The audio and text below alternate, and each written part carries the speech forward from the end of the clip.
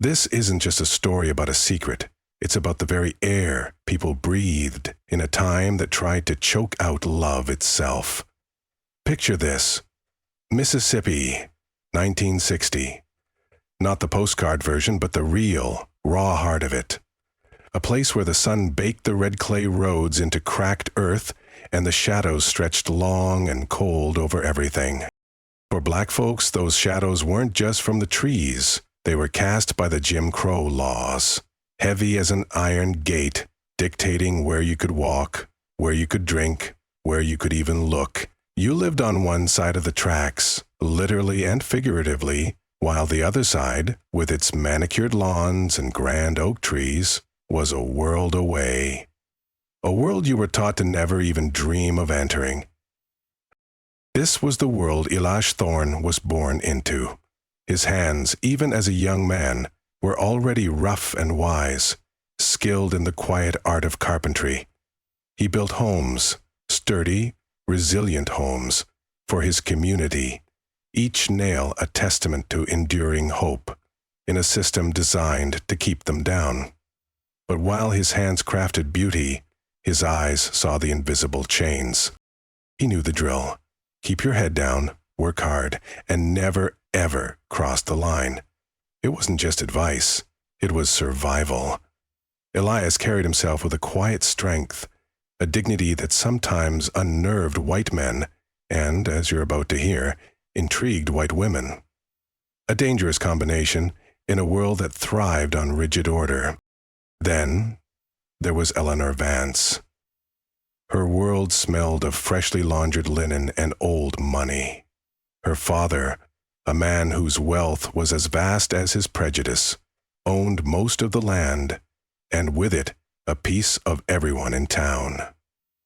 Eleanor grew up in silk dresses, her days perfectly structured, designed to mold her into the perfect Southern belle. But beneath the polished surface, a different kind of fire burned. She wasn't demure, she was curious. She wasn't obedient, she was restless. She saw the injustice, the quiet suffering, and it grated against her soul like sand in silk. She yearned for something authentic, something beyond the gilded cage her life had become. It was in a dimly lit, smoky basement, a hidden haven just outside of town, that their two worlds collided. The air thrummed with the rebellious pulse of blues music, a sound that cared nothing for color lines. Young people, black and white, mingled in secret, sharing forbidden laughter and glances that would never be exchanged in daylight. That's where Elias first saw her. She was a hurricane in a pearl necklace, her eyes alight with something dangerous, curiosity, excitement, defiance. There was no fear in her gaze when it met his, only an audacious question. He hesitated, a lifetime of warning screaming in his mind. But then she smiled, a small, reckless thing, and suddenly, Elias found himself speaking, his voice low and careful, like testing the very air between them. They talked for hours, their words weaving a tapestry of shared defiance. She was fascinated by his world, by his quiet wisdom. He was wary, yes, but utterly captivated by her boldness, by how she seemed untouched by the fear that governed his own life. It was intoxicating, it was foolish, and in that divided world, it was inevitable. When the night ended, she told him she wanted to see him again. He knew he should have walked away, but he didn't. He didn't walk away. Instead, their stolen moments became more daring, more dangerous. They met under the veil of night, their whispers softer than the rustle of leaves, their touches quick and illicit. Elias, the cautious builder, found himself dismantling every protective wall he'd ever erected. Eleanor, the caged bird, found her wings in his presence, but in a town where eyes were always watching, it was only a matter of time. One sweltering afternoon, Elias was finishing a fence post when a black sedan, far too polished for his side of town, pulled up. He saw the face of Eleanor's father, a man whose smile could freeze a summer day, twist into a mask of pure, unadulterated fury. Elias knew better than to move. He watched, powerless, as Eleanor was dragged from the car, her pleas silenced by a single chilling glare. He didn't follow. He couldn't. Not if he wanted to live. The next morning, a crumpled note, tucked under his workshop door, simply read, "Stay away." It wasn't a warning. It was a death sentence for their love. For the first time, Elias wasn't afraid of a white man like Vance. He was afraid of what he was willing to lose. For Eleanor. Eleanor, meanwhile, was under house arrest. Every move watched, every call monitored. Her father's will was law, absolute and unyielding. But even a gilded cage can have a loose bar. Through a sympathetic maid, a whispered word, a note slipped into a delivery boy's pocket, she found a way.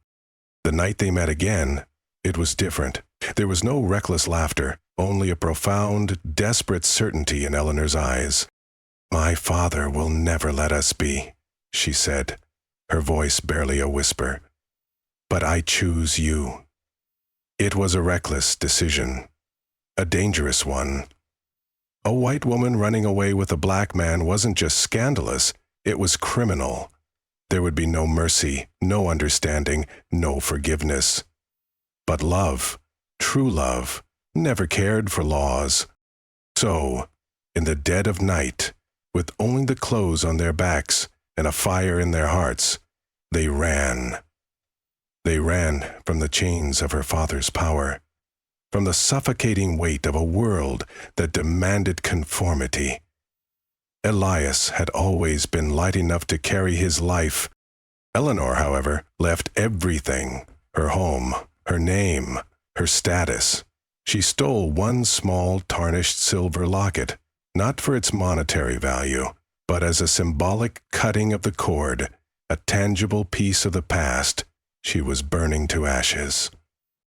The journey north was a brutal test. Hiding among crates in rattling freight cars, every creak of the train, every distant siren sent jolts of fear through them. They were hungry, cold, and utterly alone, clinging to each other for warmth and courage. But each mile they covered, each shared hardship, was like a stitch, weaving their two separate lives into a single, fragile tapestry. They emerged into the harsh, indifferent light of Detroit, a city bursting with factories and new possibilities, a far cry from the suffocating South. They shed their old identities, becoming Elias and Eleanor Montgomery. Anonymity was their shield, but it also meant a lack of roots, a constant sense of being adrift. The overt segregation was gone, replaced by a more subtle, insidious discrimination, the unspoken barriers to good jobs, decent housing, real belonging. They found a cramped room in a boarding house, a tiny sliver of privacy that was, finally, theirs. Elias found work in the roaring steel mills, Eleanor as a seamstress, her once delicate hands now rough with calluses. Their love was their anchor, a silent promise against the world's harshness. But even as they carved out this fragile new existence, a terrifying truth began to dawn on Eleanor. She was pregnant. The joy was instantly drowned by a tidal wave of fear. How could they, two fugitives with nothing, raise a child in this precarious new life? How could she expose Elias to more danger, more hardship? The isolation was immense.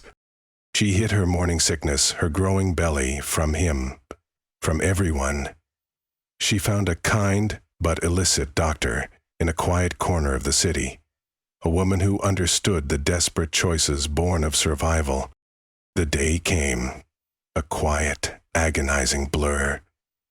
Eleanor held her baby, a tiny boy, for just a few precious moments. She whispered a silent promise to him, a hope for a better life than she could offer, before he was taken away. The tears came later, a silent, endless river that soaked her pillow for weeks. This decision, made in a crucible of fear and desperation, left a gaping wound in her soul.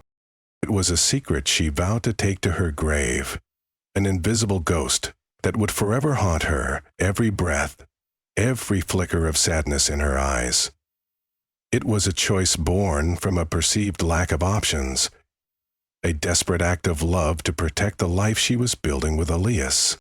And so, they built their life, piece by fragile piece, on a foundation unknowingly fractured by an unspoken truth. The years in Detroit melted into a rhythm of hard work and quiet devotion. Elias, a man of unwavering strength, toiled in the deafening roar of the steel mill, his body aching, but his spirit unbroken. Eleanor, with nimble fingers and a quiet determination, stitched dresses in a bustling garment factory, her once soft hands growing rough with the calluses of labor. Their love was the quiet hum beneath the din of their lives, their anchor in a world that still, subtly, tried to pull them apart. They found small joys in their cramped apartment, the shared warmth of a simple meal, the rare luxury of a movie ticket, the knowing glance across a crowded room that spoke volumes. Then came Jacob, their first son, a bundle of boundless energy and a beacon of pure joy. 2 years later, Amelia arrived, a sweet, gentle girl with her mother's thoughtful eyes. Eleanor poured every ounce of her being into these children. She hovered, she nurtured, she loved with a fierce, almost desperate intensity. Every lullaby sung, every scraped knee kissed, every bedtime story read was a silent, fervent promise that they would never feel unwanted, never abandoned. Yet, beneath the surface of this boundless love, a different kind of ache persisted. In the quiet hours of the night, when the city slept and her children breathed softly in their beds, Eleanor would lie awake, staring at the ceiling, wondering about him. Did he have her eyes? Elias's steady gaze? Did he ever think of the mother he never knew? The ghost of her firstborn son was a constant, invisible companion, a silent shadow in the brightest moments of her new life. Elias, observant and deeply attuned to his wife, began to notice. It wasn't anything obvious, no sudden outbursts or tearful confessions. It was in the subtle shifts. The way Eleanor would sometimes stare off into the distance, lost in a thought he couldn't penetrate. The way she'd wince when he mentioned a child's innocence, a fleeting shadow crossing her face. He attributed it to the exhaustion of motherhood, the lingering scars of their escape, the sheer grind of their daily lives. But a tiny, insidious seed of doubt began to sprout in his heart. A question he was afraid to ask, because he wasn't sure he wanted to know the answer. For the first time in their marriage, Elias felt a distance between them that terrified him. There were things she wasn't telling him, things she never would, and for the first time he wondered if he truly knew his wife at all. Eleanor, meanwhile, had convinced herself that the past was behind her. She had built a new life, a family, a home that, while modest, was safe. The world outside their walls still looked at them with suspicion, but inside they had found something close to peace. But peace, as they would soon learn, was fragile, and the past had a way of creeping back when you least expected it. It started subtly, a strange, unmarked envelope in the mail, containing only a faded newspaper clipping from a small Mississippi town, a society announcement about a prominent family. Then, a phone call, where the caller hung up the moment Eleanor answered, leaving only a cold, dead silence. Her heart would pound, a frantic drum against her ribs. She tried to dismiss them, to push the rising tide of fear back down, but the whispers grew louder. One afternoon a letter arrived, slipped under their door. It wasn't from her father, whose threats had long since faded into a chilling silence. This was different. The handwriting was unfamiliar, elegant yet unsettling. The message was vague, chillingly so. I know who you are, and I know about him. Eleanor's blood ran cold. Her heart stopped. She read it again, her fingers trembling. Someone had found out. Someone knew about her first child, the son she had abandoned all those years ago. A secret she had guarded with her very soul was now exposed, dangling precariously in the open. The wall she had so carefully built around her past, around her heart, was crumbling. This was the common mistake, wasn't it? The human tendency to avoid the difficult conversation, to bury the painful truth, believing it would protect everyone. But secrets, like unchecked weeds, don't just disappear. They grow, they fester, and they ultimately suffocate the very trust they were meant to shield. The silence between Elias and Eleanor, once a comfort, now became a gaping chasm, filled with unspoken fears and unasked questions.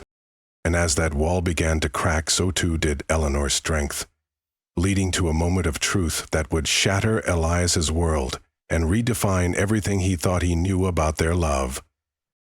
The cracks in Eleanor's carefully constructed world weren't just widening, they were shattering. The insidious fear triggered by those cryptic messages, coupled with years of silent emotional strain, began to take a devastating physical toll. Her movements grew slower. Her once nimble fingers now trembled as she stitched, and a persistent cough began to rack her frail frame. Elias watched, helpless, his heart twisting with a fear far greater than any threat from her past. He insisted she see a doctor, a kind black physician in their community, whose grave expression after examining Eleanor confirmed their deepest fears. Her time was running out. Eleanor knew it. More than anything, she knew she couldn't leave this world without telling the truth, without severing the last invisible chains that bound her. She had spent a lifetime keeping secrets. It was time to set them free. One evening, as the last rays of sunlight bled across their small living room, Eleanor asked Elias to sit with her. Her voice, though barely a whisper, carried a weight, a finality that made his heart clench. He was afraid, not of her dying, but of what she was about to reveal. He sat beside her on the worn sofa, taking her hand, his thumb gently tracing the calluses that told the story of their shared struggle. "Elias," she began, her voice hoarse, "there's something I've carried for so long."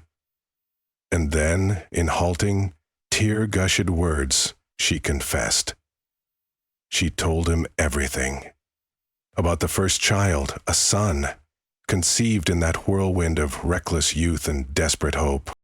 About her father's chilling ultimatum, the quiet adoption, the payment made to ensure there would be no records, no connection. She told him about the gut-wrenching pain of watching her baby taken away, of crying for weeks until the ache became a permanent, silent resident in her chest. Then the confession twisted deeper. "When I married you, Elias," she whispered, her eyes pleading for understanding, it wasn't a choice of the heart at first. It was a choice of survival. You were my escape, my only way out of that hell." Elias sat in stunned silence. His grip on her hand never wavered, but his mind reeled. He couldn't read his own expression, couldn't tell if it was anger, pain, or simply a profound, disorienting void. His world, the life he had built, the love he had so fiercely believed in, shattered into a million sharp fragments around him. He thought of all their years, all their shared moments, all the quiet intimacy. Had it all been a necessity, a convenience? Tears streamed down Eleanor's face now, not just from the pain of her confession, but from the lifetime of guilt pressing against her chest. And then she told him the only thing she knew to be true, the truth that transcended all the lies and secrets. But despite everything, Elias, despite the lies, the secrets, the mistakes, I came to love you. With every fiber of my being, I chose you every single day after that first one. You were my home, my true choice. In that moment, an almost imperceptible plot twist unfurled. Elias didn't lash out. He didn't rail against the deception. Instead, as Eleanor's breath grew shallow, a deep, agonizing understanding washed over him. He saw not a liar, but a woman trapped by a brutal world. A woman who had made impossible choices to survive, to protect the man she loved, even at the cost of her own soul. Perhaps he didn't fully forgive her in that instant, but in the raw, overwhelming grief of losing her, a profound empathy took root. One night, as the cold crept through the house, and the weight of her body became too much to bear, Eleanor felt Elias's arms around her. He whispered something so soft she barely heard it. A word of comfort, a breath of understanding. And as she closed her eyes for the last time, a faint smile touched her lips, because she knew, in that final, fragile moment, that he had understood. Or maybe, just maybe, it didn't matter if he had completely forgiven her. Maybe love wasn't about perfection, but about choosing to stay, even when it hurt, even when the past could never be undone, even when goodbye whispered on the wind. She was gone, and she had left him with a lifetime of secrets, a legacy whispered on her dying breath. Her confession had broken something inside him, not just because she had lied, but because he had never truly suspected the depth of her burden. For all the years they had spent together, for all the quiet moments shared, he had believed in her, believed that their love had always been real, built on unwavering trust, not on desperate necessity. Now he didn't know what to believe. Had their life been a lie? Had she ever truly chosen him? Or had he only ever been a necessary escape, a safe harbor from her storm?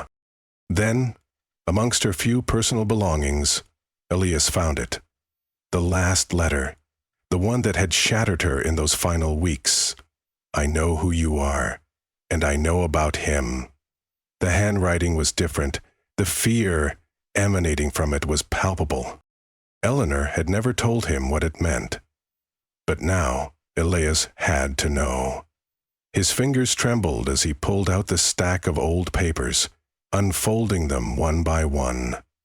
The very last letter was brief, a single chilling sentence. Your son is looking for you. Elias froze. The room tilted. He read the words again, his breath catching in his throat. Their son, not Jacob, not Amelia, the one she had given away, the one he had never known existed. Their entire life, the life he had thought was real, he now realized, had been filled with ghosts. The house felt different without her now. It wasn't just the emptiness, the absence of her voice. It was something deeper. It was the crushing weight of all the things left unsaid, of a hidden child, a hidden truth, that would now force him to confront a past he never knew he had. Eleanor was gone, but her secrets were not buried with her. They were very much alive, waiting for Elias to pick up the fragmented pieces and face a destiny he never imagined. The house, once filled with Eleanor's quiet presence, now felt eerily different. It wasn't just the emptiness, the absence of her humming in the kitchen or the soft rustle of her movements. It was deeper. A palpable weight left by all the things unsaid, by the phantom presence of a hidden child. Elias walked through his days in a daze, tending to Jacob and Amelia, who were grieving their mother in their own innocent way. Their pain was clear, straightforward, but Elias's? His was a labyrinth. How could Eleanor, the woman he loved so fiercely, have harbored such a monumental secret? How could she have watched their children grow, showered them with love, and never once spoken his name? Had she truly planned to take this secret to the grave? She had confessed so much before she died, the money, the doubts about their beginning, the raw truth about her initial motivations. But this she had kept, this living, breathing secret. And now, Elias was left to deal with it alone. He found himself constantly drawn to Eleanor's old dresser, to the drawer where the letters lay. His fingers, calloused from years of carpentry, now trembled as he pulled out the thin stack of papers. The last letter, brief and chilling. Your son is looking for you. Their son. Not Jacob, not Amelia. The one she had given away. The world tilted. He read the words again, his breath catching in his throat. A tidal wave of emotions crashed over him. Initial shock gave way to a profound sense of betrayal. How could she have lied? How could she have kept this from him for 60 years? Then, a wave of anger. Anger at Eleanor, yes, but also a simmering rage at the cruel world that had forced such an impossible choice upon her. And finally, a deep, aching sorrow for the lost child, a son he never knew existed. His heart ached for Eleanor, too, understanding the immense burden she must have carried, the unspoken pain that had silently consumed her for decades. He saw their entire life through a new lens now, understanding the fleeting moments of sadness in her eyes, the quiet distances between them. The thought of this unknown son consumed him. What kind of life had he lived? Had he been loved? Had he felt abandoned? Elias, who had built a life on honesty and hard work, now faced a truth that challenged the very foundation of his existence. He thought of his own ancestry, the countless connections severed by slavery and systemic injustice. This child, too, had been stripped of his origins, his true identity. The weight of this knowledge was immense. Jacob and Amelia, innocent in their grief, still looked to him for strength, for answers. How could he explain such a convoluted, heartbreaking truth to them? For a while, he wrestled with the idea of letting it all lie. Eleanor was gone. The past was messy. Why stir up more pain? But Elias Thorne was not a man to shy away from a difficult truth. He had spent his life building, mending, finding strength and resilience. The letter, once a symbol of his wife's hidden torment, now became a call to action. If his son was looking for answers, then he deserved them, just as Elias himself had always yearned for the full truth of his own lineage. So too did this lost part of their family. And so, one morning, before the sun had fully risen, Elias made a decision. He walked to the post office, the letter clenched in his hand. The weight of grief was still heavy, but now a new purpose ignited in his soul. He would find this boy. He would give him the truth that had been stolen from him, even if it hurt, even if it changed everything. Because the past had already broken them in silent ways, now it was time to confront it head on. It was time to find the echo of his son and reclaim a legacy that had been forced into the shadows. This wasn't just about a secret anymore. It was about reconciliation, about healing, and about the enduring power of family, even when fractured by decades of unspoken truths. It was a testament to the unyielding human spirit, to the belief that even after immense loss, there is still hope for connection, for understanding, and for a profound, albeit painful, redemption. It's a powerful reminder that secrets, no matter how well guarded, always leave an echo. They shape us, they haunt us, and eventually they demand to be heard. But it's also a testament to the unyielding power of the human spirit, to overcome adversity, to seek connection, and to believe that even in the fragments of a broken past, there is always the potential for healing, for understanding, and for the profound beauty of a family reunited. Their love story, born in a crucible of division and sustained by silent struggle, ultimately became a testament to the enduring truth that love, in its purest form, can overcome anything, even the most devastating of secrets, when faced with courage and an open heart. The journey might be long, but the promise of truth, of knowing, is a beacon that shines brighter than any shadow. If this story resonated with you, if it made you think, made you feel, then please hit that like button. Share this video with someone who needs to hear this message. and subscribe to our channel for more tales that challenge, inspire, and remind us of the incredible human spirit. Your support helps us amplify these crucial stories.